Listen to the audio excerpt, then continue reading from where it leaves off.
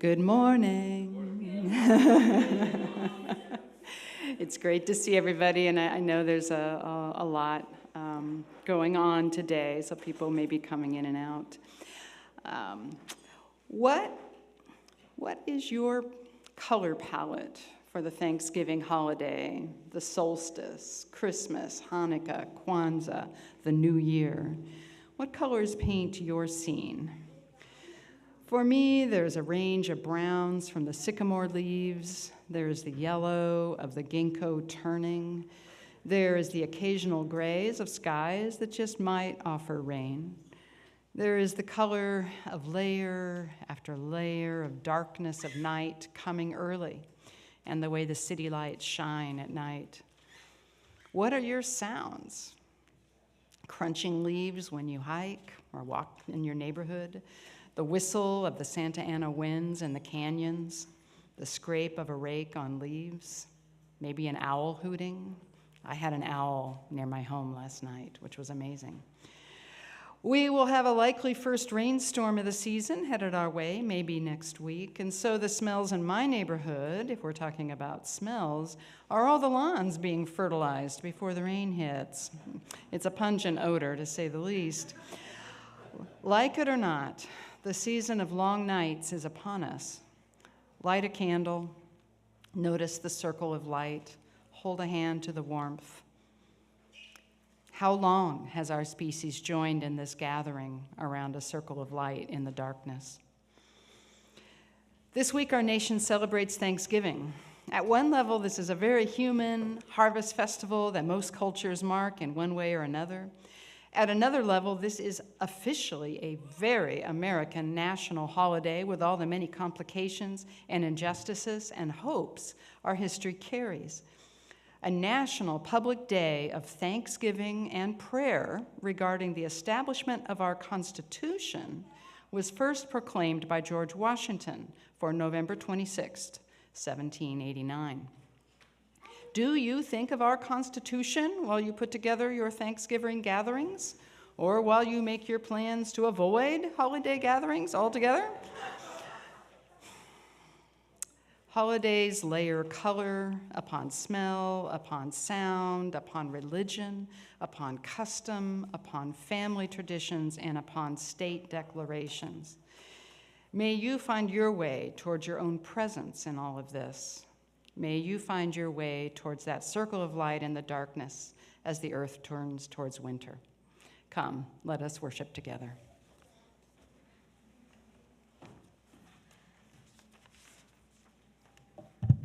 Good morning. Good morning. Welcome to this morning's service, and thank you for that beautiful call to worship, Chela. We will be holding together the holidays of Thanksgiving and Thanxgrieving, and we'll learn a little bit more about Thanksgiving later in the service. We also have a special bread and wine communion this morning, and I want to assure everyone that the bread is vegan, and there is also gluten-free crackers that are available, and juice for those who would prefer that. I'm the Reverend Jeremiah Lalshabaz Calendé, and I serve this beautiful community as its developmental minister, and I'm joined this morning, in addition to Chela, but our music director, Sonder, and our professional musicians, David and Olivia and Kian and Talia and Ryan, and our interim, soon-to-be regular, Director of Multi-Generational Religious Education, Jessica. Welcome, and thank you, everyone.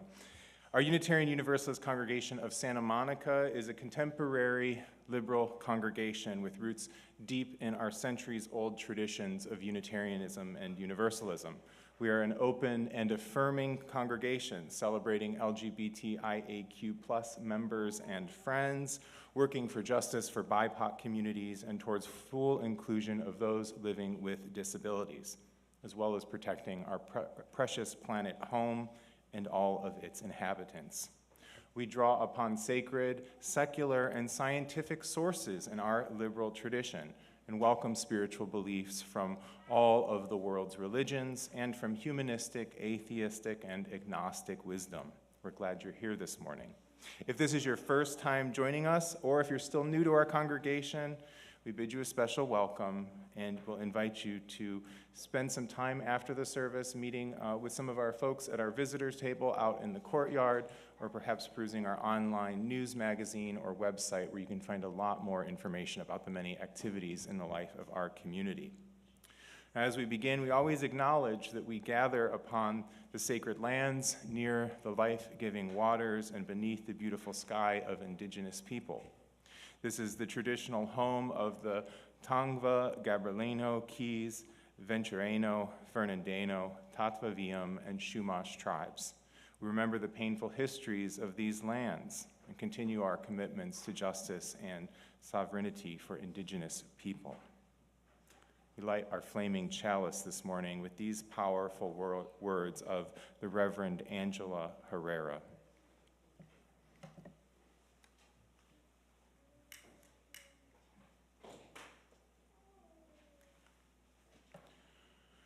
Don't leave your broken heart at the door.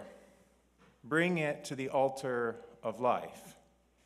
Don't leave your anger behind. It has high standards, and the world needs your vision. Bring them with you, and your joy, and your passion. Bring your loving, and your courage, and your conviction. Bring your need for healing, and your power to heal. There is work to do, and you have all that you need to do it right here in this room. May it be so. I invite you to rise in body or spirit to sing our opening hymn, number 349 in your gray hymnal, We Gather Together, and then to remain standing for our covenant and hymn of praise.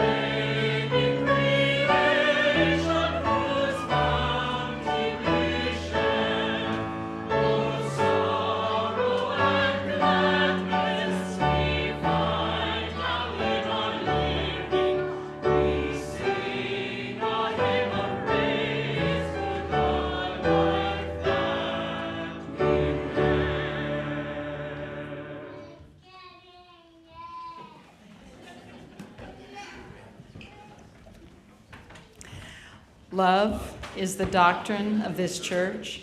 The quest for truth is its sacrament, and service is its prayer. To dwell together in peace, to seek knowledge in freedom, to serve humankind in fellowship. Thus do we covenant with each other. El amor es la enseñanza de esta iglesia. Buscar la verdad es su sacramento y el servicio es la oración. Vivir juntos en paz, buscar el conocimiento en la libertad, servir a la humanidad en comunión, Así es como convenimos unos a otros.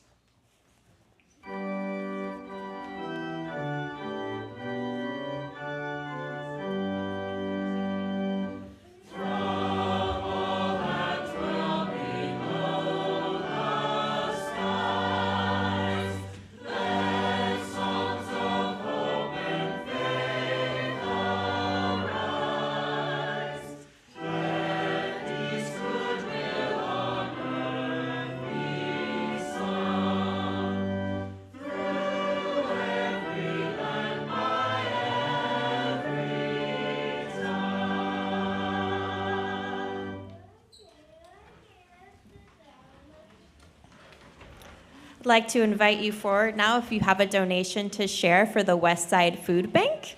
Now is the time to bring that up, as a lot of us are preparing to enjoy a plentiful feast with friends and family this week. Ooh. We always want to be mindful of those who are living with food insecurity and in need of the generosity and invitation to social justice that we share in this community. Thank you, everyone, for bringing your donations forward, and let's be careful of our flaming chalice there. But my young friends can stay on the steps right in front of me because we're going to give some space to our table here. All kinds of things to potentially spill today. But thank you so much for bringing your generous donations, everyone.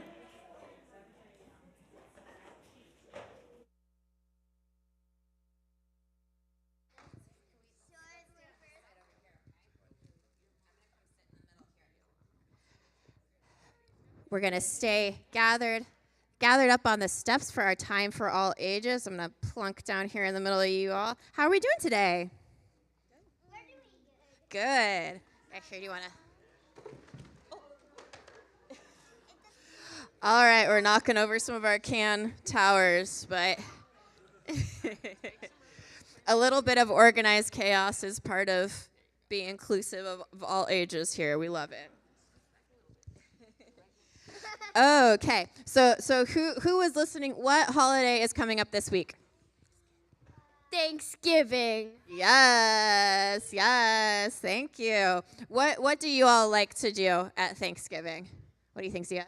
So, usually what we do is we'll go somewhere with our cousins and all get together, and then we'll make a Thanksgiving feast and eat.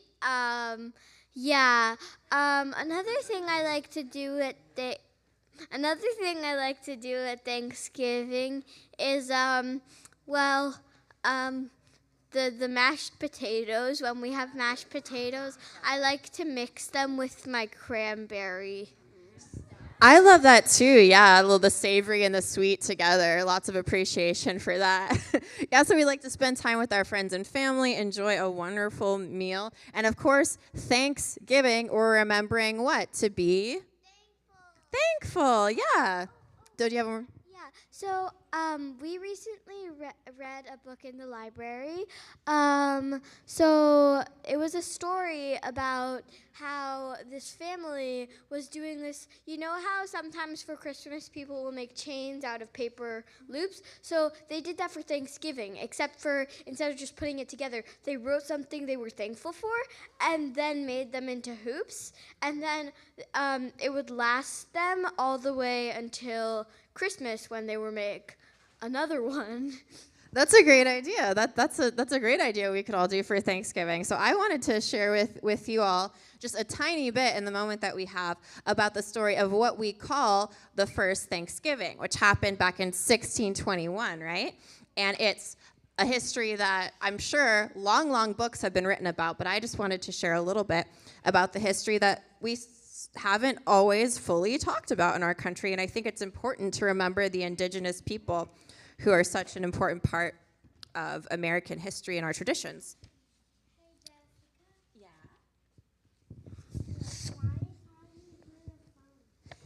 I'm talking in the microphone so everybody can hear me. I know you can hear me really good, but I want to make sure the people in the back can hear too.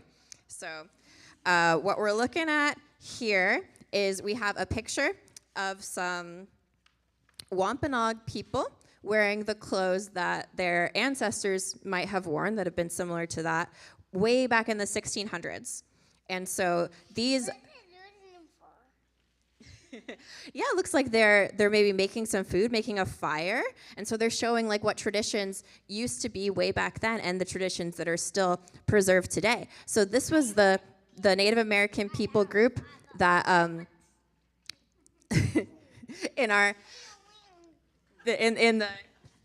in the three days of working on a treaty together with the English settlers that came to Massachusetts, that was what came to be called in our traditional memory the first Thanksgiving. And so here is a man who is dressed up as what this guy named Tisquantum might have looked like. Have you ever heard of him? Yeah, you can see it. See, that's him running right there. And so Tisquantum was part of the Patuxet people, and something really sad happened to him when some English. Yeah, here you can look at the picture and we'll talk. And so when some English explorers came to America, he was actually kidnapped by them and sold into slavery in Spain, along with some of his other people, which is a really horrible thing to happen to him. And we don't know exactly how, but he managed to escape from slavery, get to England, and then take a ship way back across the sea to his home. It's okay. Yeah, we can all look together. It's okay. And so since Tisquantum had been a slave in Europe and escaped, he knew English when the English settlers came over. And so he was able to help broker a treaty between the English people. Yeah, let's not grab. It's okay. It's okay. He's going to be in his space. It's okay.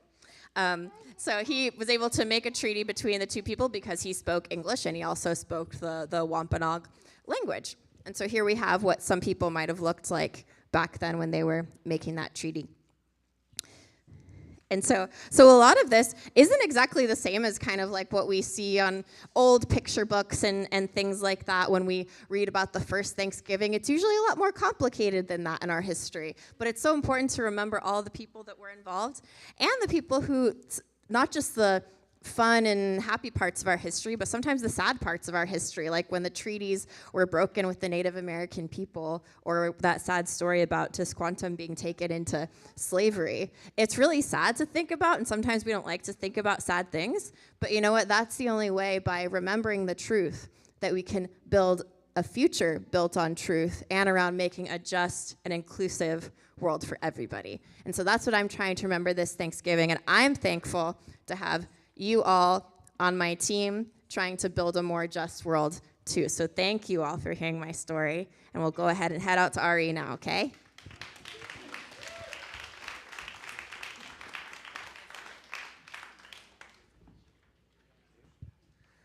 Testing. Let us now sing the children off to the RE classes.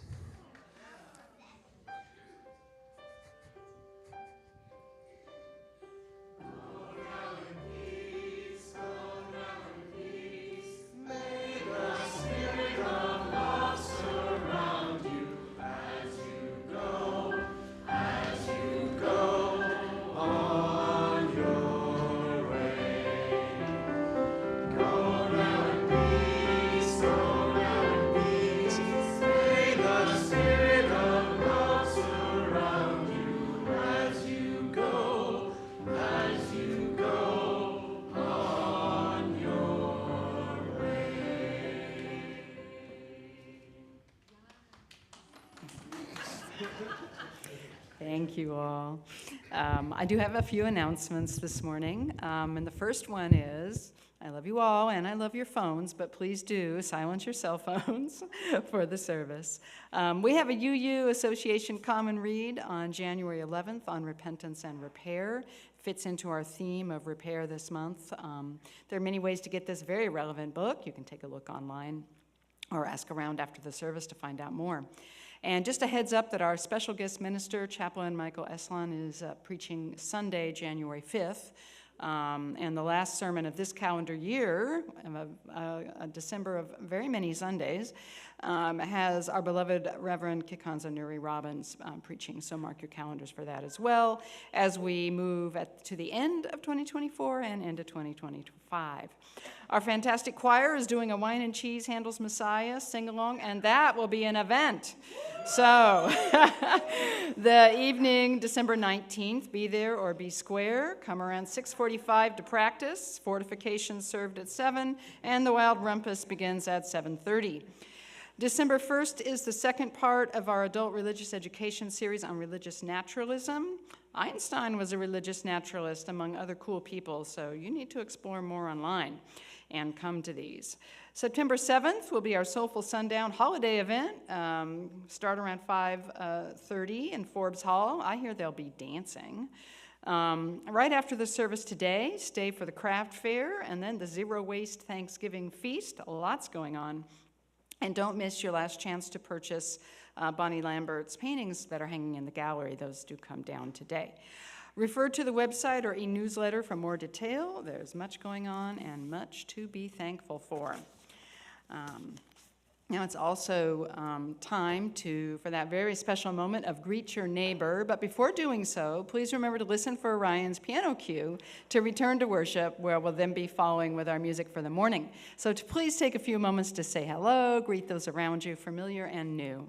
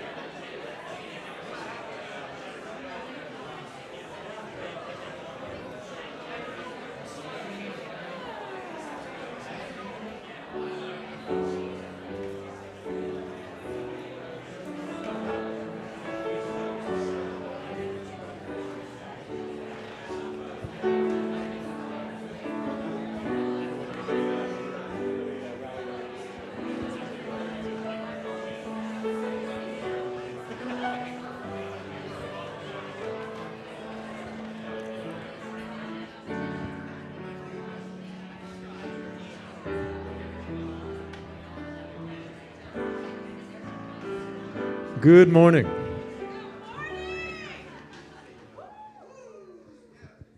This is the Thanksgiving song by Ben Rector.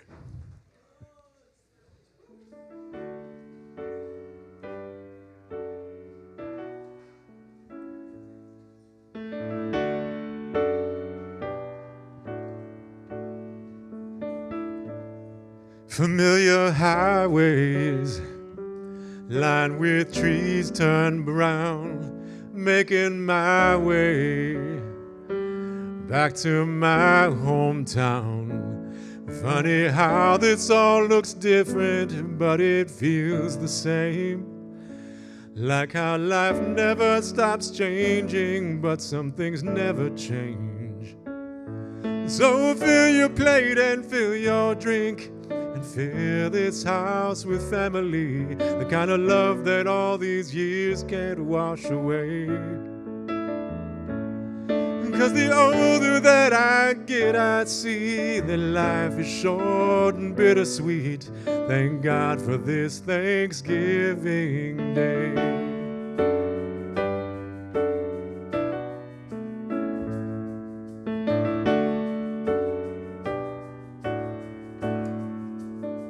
Watching football, watching families grow. The old kids' table, they've all got kids of their own. Starting to see my grandfather from my nephew's eyes. Mom still can't talk about him and not almost cry. So fill your plate and fill your drink and fill this house with family, the kind of love 1,000 miles can't wash away.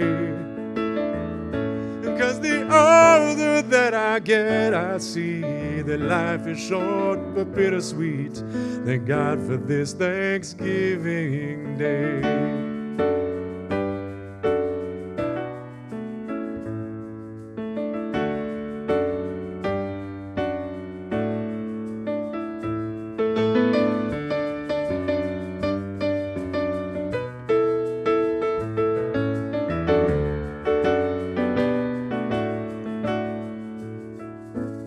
So fill your plate and fill your drink. Put your dishes in the kitchen sink and let the leftover year just wash away.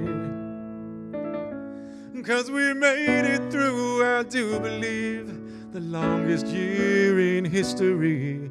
Thank God that it's Thanksgiving Day.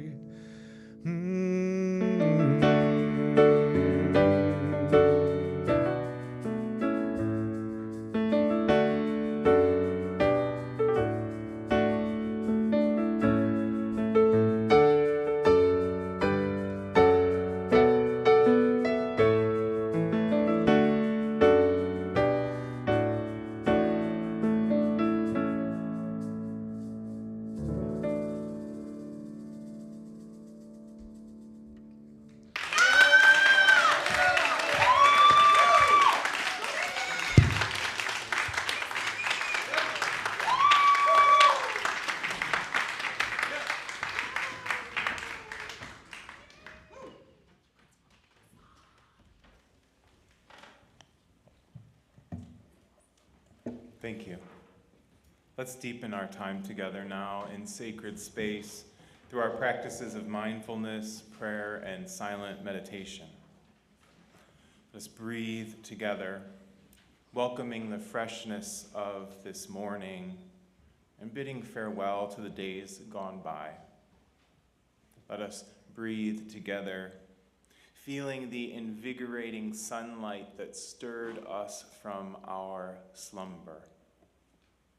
Let us breathe together, cultivating spaciousness in our hearts to hold all of the joys and the sorrows of our living.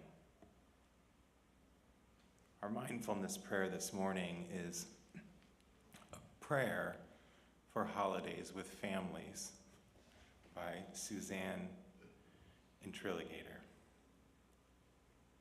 In the days ahead, many of us will gather with families and friends, people with whom we have long and complicated relationships. It helps to prepare. Let us enter into the spirit of prayer and meditation. Dear Spirit, great mystery that has blessed us with life, help us to feel grateful. We give thanks in this moment for lungs that breathe in and out, for hearts that beat, for bodies that work in the ways that they do. We give thanks for this coming holiday, however and with whomever we will spend it. We give thanks to be alive, to be able to mark the day in whatever way we choose. We give thanks for family, for friends, for those who gather around us in body or in spirit, in flesh or in memory. We give thanks for all the people who came before us, who, flawed and perhaps damaged as they were, loved us into being, shaped us into who we now are. We remember with gratitude. We give thanks for mothers and fathers, caregivers, grandmothers, and grandfathers. They did their best. We give thanks for wacky uncles and rebellious aunts, for rambunctious cousins and unexpected guests. We give thanks for the long car rides dashing through airports and endless rounds of Monopoly. We give thanks for the awkward conversation, the strained pause, even the slammed door. We give thanks for disagreements that force us to grow and move and evolve. We give thanks for all of it. All of it. For all these wild and hungry people, our family, our friends, our congregation, people just as flawed as we are, all dealing with more than we can see, all part of a larger whole, every last one doing their best. We give thanks for the glory of being alive. Amen. Let us offer the prayers of our hearts together now in a few minutes of silent meditation. I will ring our singing bowl to begin and end our time for sacred silence.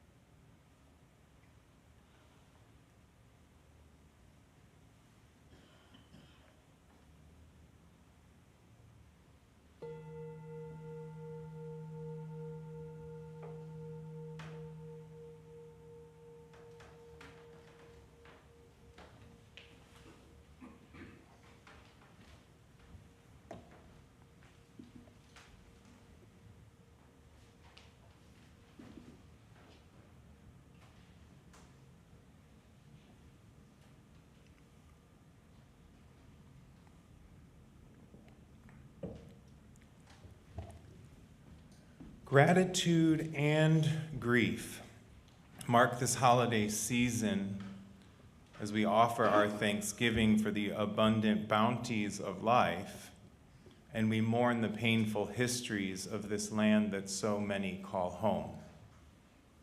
Thanxgrieving was a holiday born in the very bleak years of the HIV/AIDS pandemic, midwifed by queer, indigenous, and people of color who struggled to hold both the gratitude and the grief in the midst of a holiday season in which countless loved ones were sick, dying, or no longer present at the dinner table.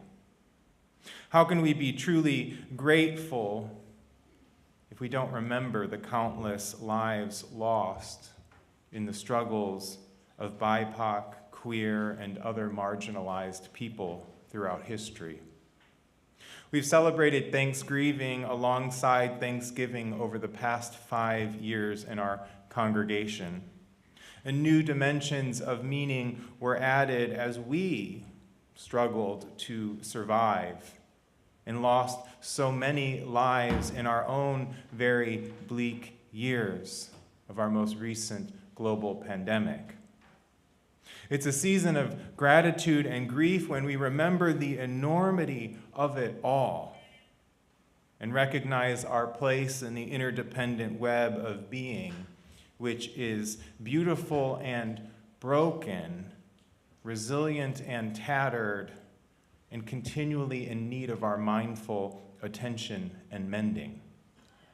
We are the living strands in this great interdependent web of all existence. And the gratitude and the grief of our living help to remind us of the web's delicacy and the tenderness and the strength that's required for its care.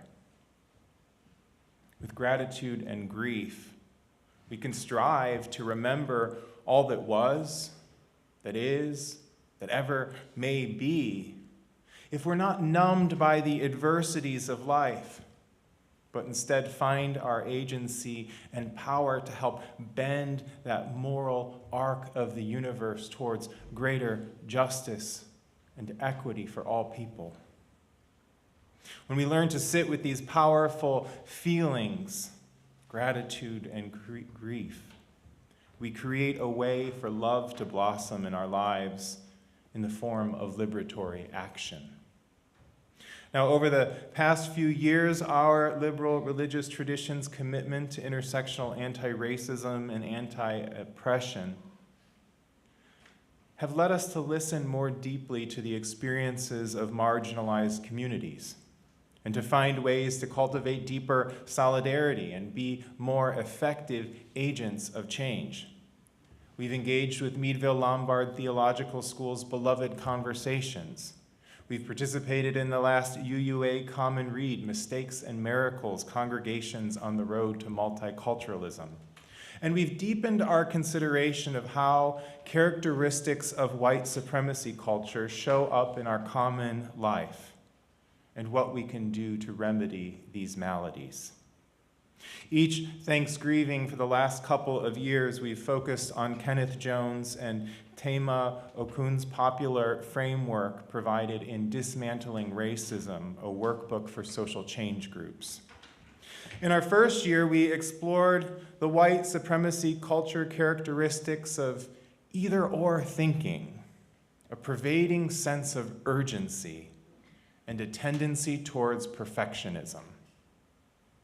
The antidotes we learned to these problematic cultural norms included both and thinking, cultivating spaciousness and sustainability in how we go about our lives and our functioning as a community, and creating a community of continued learning and growth that appreciates people's many contributions.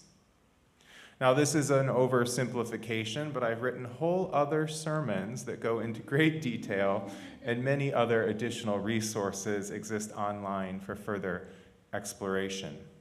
In our second year of considering white supremacy, cultural characteristics, and antidotes, we reflected upon the characteristics of individualism, power hoarding, and notions that progress always means bigger and more. The antidotes to these cultural norms were utilizing anti-oppression systems analysis and interdependent work, creating a culture of shared ministry and indigenous generational thinking, and more holistic ways of assessing what progress really means. Again, an oversimplification, and there are many resources available if you want to go on a deeper dive. Now, while these characteristics and antidotes may seem abstract or theoretical, we're actually engaged in this work all the time.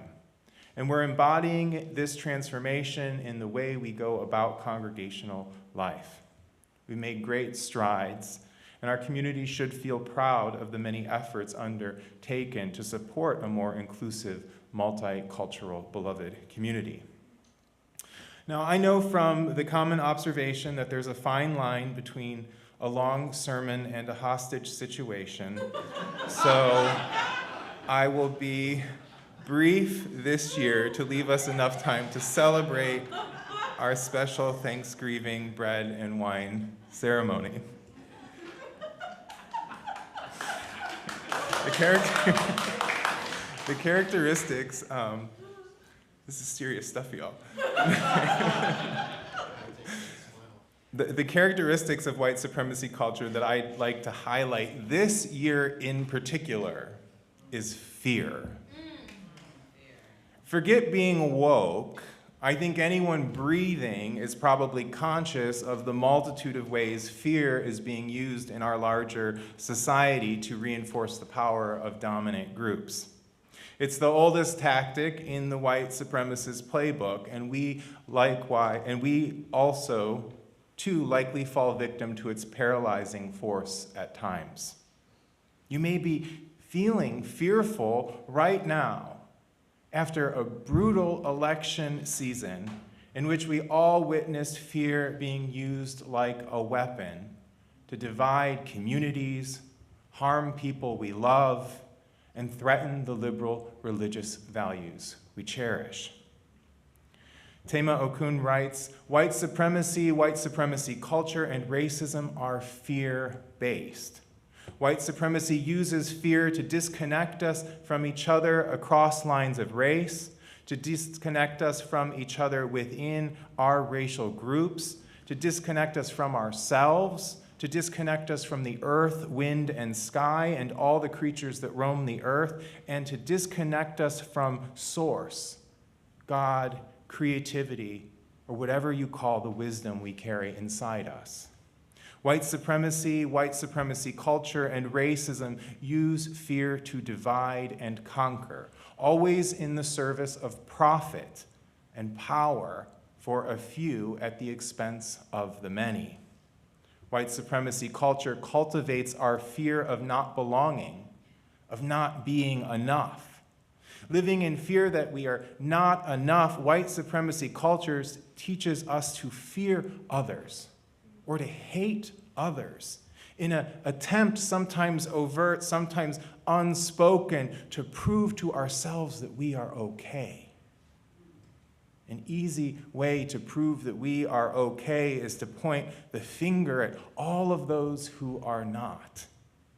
An easy way to belong to each other is to hate and fear all the others who do not. So while it's okay to feel fear when it's wielded in these destructive ways, we can't allow it to paralyze our spirits, suspend our critical minds, or harden our loving hearts. If we are to mount a resistance to the forces that would divide, diminish, and disparage, we need our exuberant spirits, our critical minds, and our open hearts.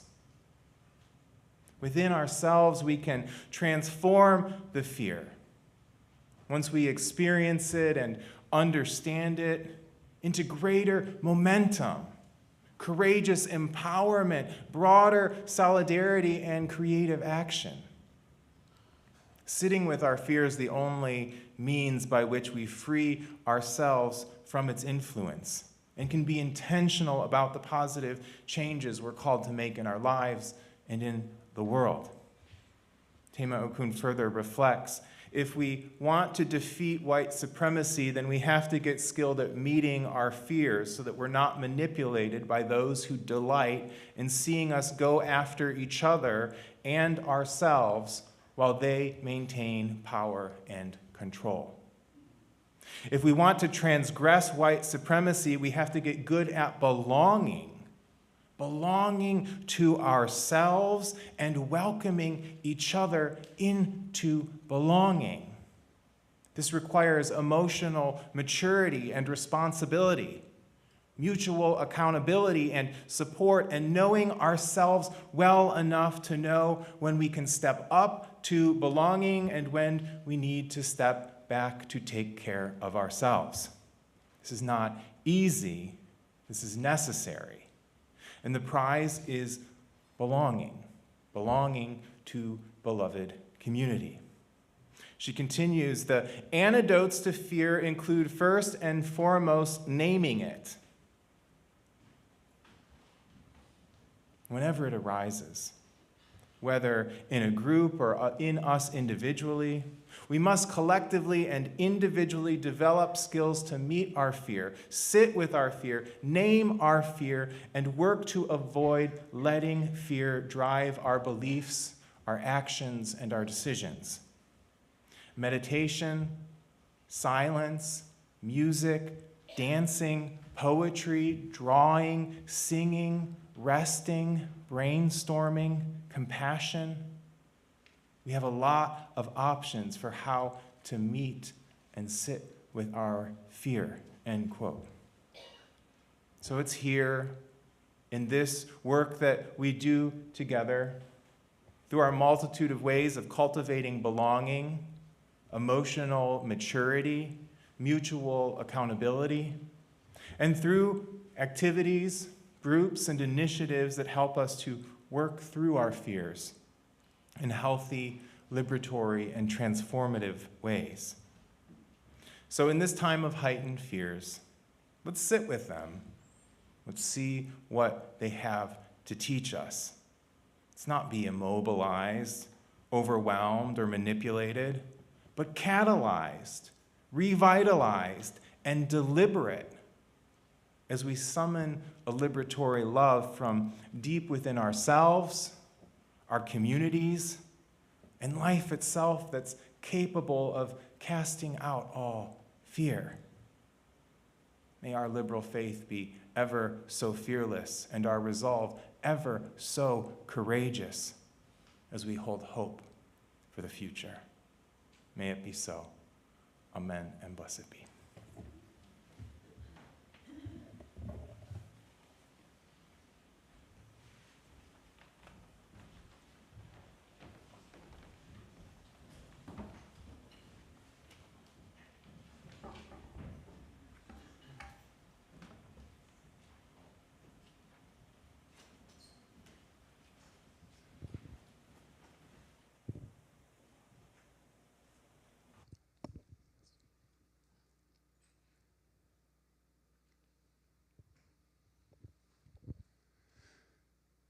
Now, testing. So sitting with our fears, sitting with our sorrows, sitting with our gratitude, all that we're holding. We're going to celebrate a bread and wine communion with this contemporary Unitarian Universalist ceremony, which was created by my dear friend and colleague, the Reverend Dr. Sherry Prudhomme. The ritual of breaking bread together is one that has been shared by the human family in various forms for millennia. Giving thanks for the harvest, a prayer that the earth will sustain life once again. In the Christian tradition, the disciples broke bread together during a Passover meal, remembering an escape to freedom on the eve of a crucifixion, when yet another ruling imperial power was asserting its dominance through violence. They broke together in the depth of their grief and fear, asserting that the forces of empire, violence, and evil would not extinguish the forces of life and love. Many of our partner churches in Transylvania hold a communion of remembrance 4 times a year: Christmas, Easter, Pentecost, and Thanksgiving, which is a holiday that they celebrate like ours in September. Now, our congregation practices a free and open communion. Everyone here is invited to participate without reservation. And so it is that we come to gather around this table, our communion table. This ritual connects us in ways that we can only begin to know through time and space, to our history, to all the people who have looked into each other's eyes across this table through the years, to the earth and to the cycle of life. This morning, we are going to do a bread communion a little bit differently because the times we are living in call for new ways to lean into the depths of this ancient ritual.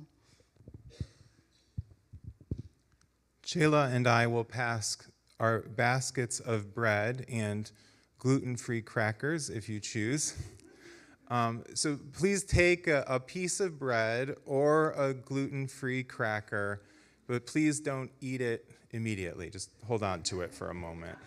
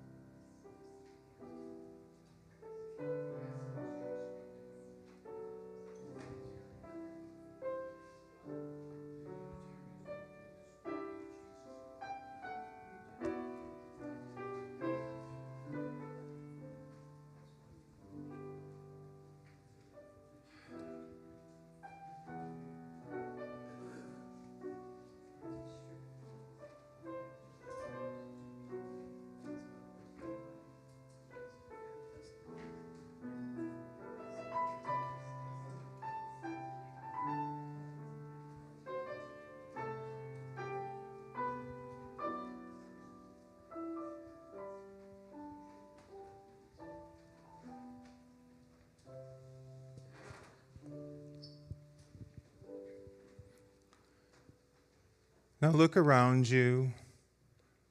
Look across the room from you. Let us know ourselves as one body, a body broken in our humanness, complicit in and impacted by systems of oppression that were established long before any of us were born. Broken-hearted as our compassion leads us to feel our suffering and that of others. In a moment, our singing bowl will sound, and I invite you to break your bread into two and allow your heart to break open with it. Break the bread, but again, do not eat it, or your gluten-free cracker. Hold the broken bread and notice what wells up in your broken heart in this moment, in this week, in this month, in this year. In our shared silence, allow a word or phrase to come to you that gives voice to some of the grief, the fear, the pain, or the suffering that is in your heart. When the singing bowl rings again, you are invited to speak this word or phrase aloud into our sacred space, allowing words to tumble over words, trusting the whole that is larger than any one of us to hold it all. Let us enter into this time of shared silence and the breaking of bread.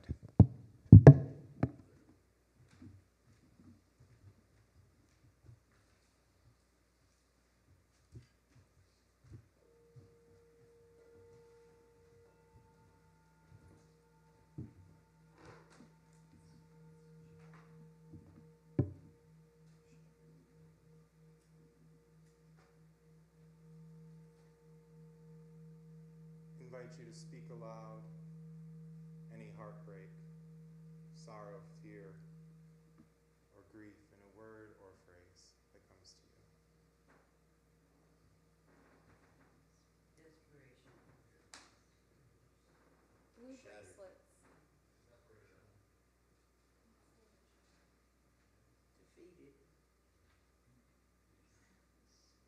Heartbreak. Destruction.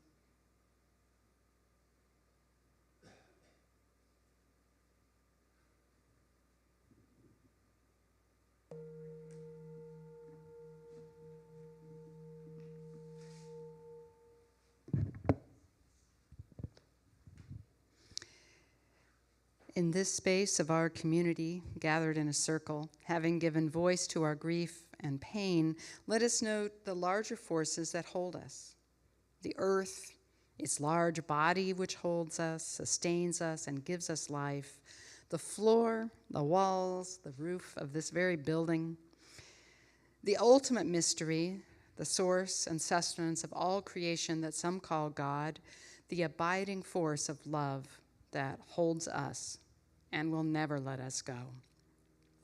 There is so much to be grateful for, so much love and care, passion and dedication present right here in this circle. Our life together as a community is a blessing, and each of us is a tapestry woven of experiences and understandings for which we can be grateful. In a moment, the bell will sound again, and you are invited into a time of meditation. Hold your pieces of bread and look at them closely and see the miracle of it, made from earth and water, warmed by fire. As you notice the texture and smell of the bread, let into your awareness your own gratitude for all that gives you life and sustains you. What do you have to be grateful for in this moment, in this week, in this month, in this year? If you wish, allow a word or phrase to form that gives voice to your gratitude. When the bell rings again, you are invited to speak that word or phrase out into our shared sacred space, allowing words to tumble over words, trusting they will be held in the great web of all existence. Let us enter into a time of shared silence and meditation.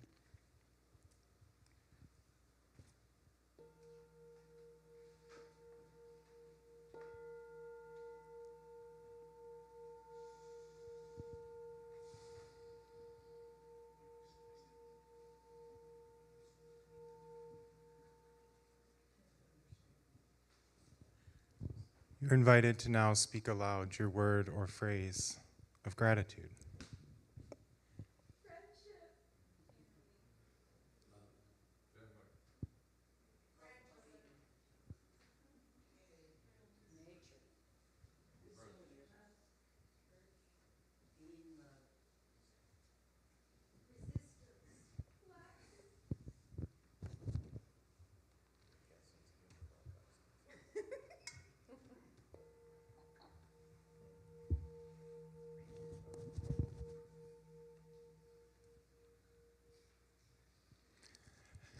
Having honored both our grief and our gratitude in this sanctuary, we will now serve one another. To look, I see some of you reaching for that bread, and just hold on, Talia, hold on.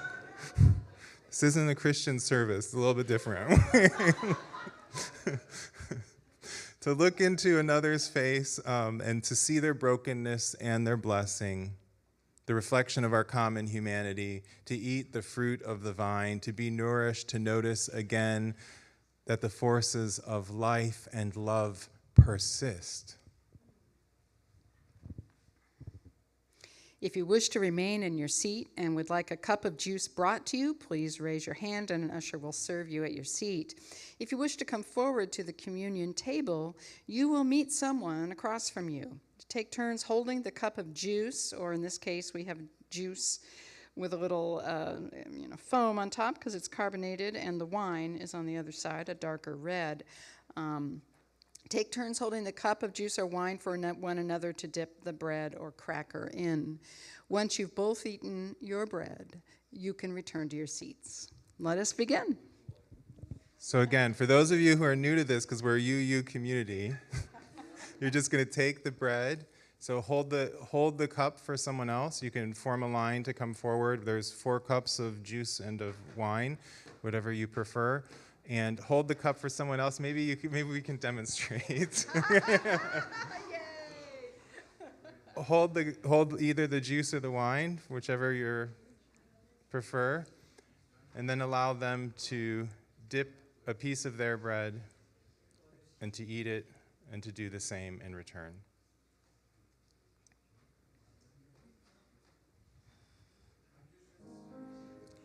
Come forward for this Thanxgrieving communion.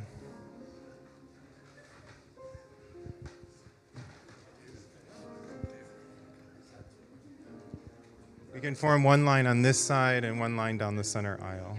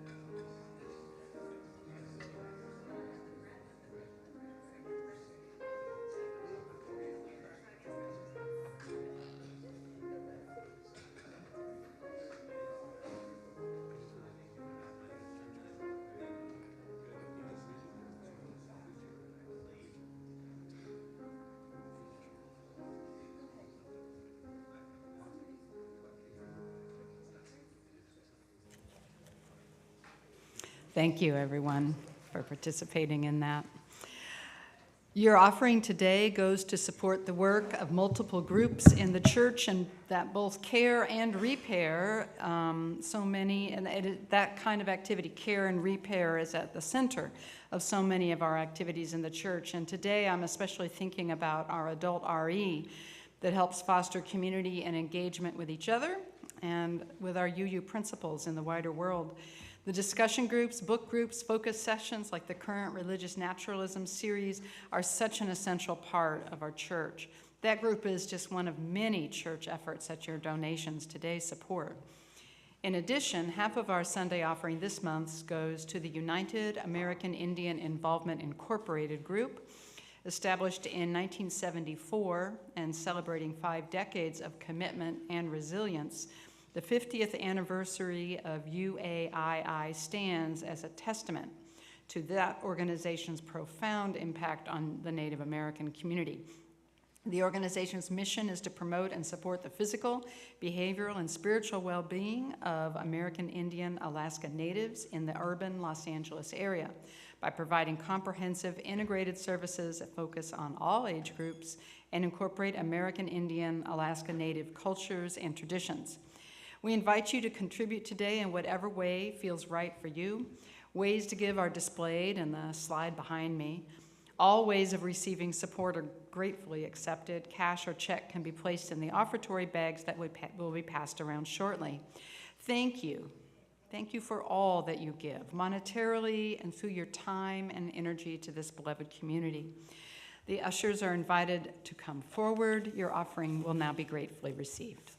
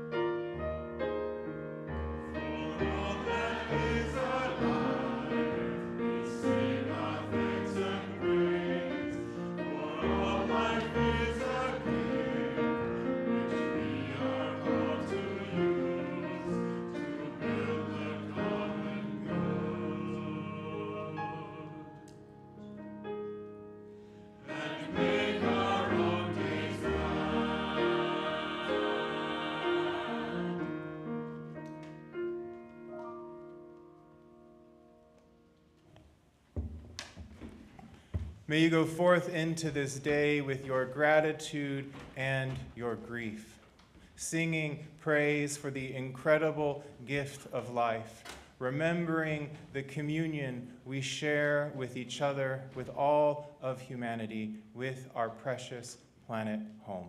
May you go forth into this day and be blessed, and may you be a blessing. Amen.